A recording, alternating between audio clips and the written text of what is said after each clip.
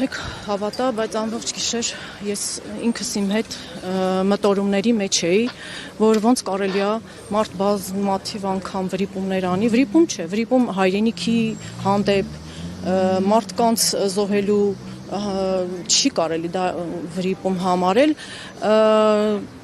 հանցագործություն է իրականում դա եւ ինքնախոստովանություն, ես հույսով եմ, որ ընտրություններից հետո մեր ընդդիմությունը հաղթանակ տանելուց հետո կտրվի այս ամենին իրավական պատասխան եւ մեղավորները, բոլոր մեղավորները առանց խտրականության բոլորը պետք է պատասխան տան յուրաքանչյուր տղայի չլինելու համար։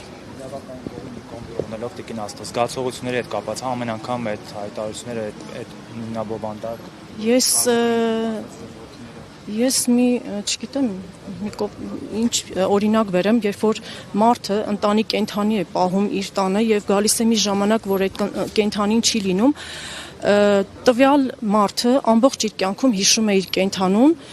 այն դեպքում, երբ որ ինքը 9 ամիս երեխային իր կրծքի տակ չի կրել, նրա դաստիարակությամբ չի զբաղվել, լավ ու վատ օրերով չի տառապել եւ դու, երբ որ 20 տարի պահել ես քո երեխային, ապրել ես նրա ամեն մի ուրախությունով ու այսօր քո երեխան ինչ որ մի մարդու կամահրանքի պատճառով իր աթոռի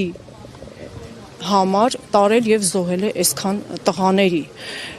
Լսում եմ իր ելույթները այսօր իդեպ լրագրողների հետ հարց ու պատասխաներ, անգամ լրագրողներին է սպառնում, որ եթե դուք ինձ չընտրեք, ձեր կոպիտ եմ ասում, իր ձեր բերանին են տալու, Վահե Մակարյանին է ասել, Լիային նորից վախացրեց, ասեց նույնը ասում եմ այն, ինչ որ ասել եմ Մակարյանին, իմ կարծիքով այս մարդը չգիտեմ ով է, որ ամեն առավոտ արթնանում է քնից, բացում է իր հեռախոսը եւ այն հայտնի մուլտիկի նման ասում է зеркальце, скажи, я на свете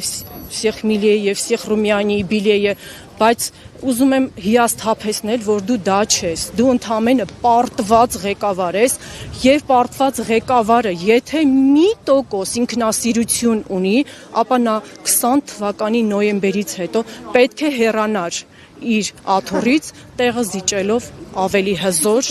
Մի քանի դրվագ եմ տեսել, երբ Նիկոլ Փաշինյանը շրջում էր, օրինակ ասում էին զոհվածի տատիկ է, այսպես խոնարհվում էր եւ այլը, բայց մենք տեսել ենք, թե ծնողների հետ ինչպես են վարվել եւ շատերին նաեւ հորդորում է, ասում է թող դուրս գան մարդկանց մեջ, շրջեն ուղիղ եթերով եւ այլը։ Երբևէ կկարողանա օրինակ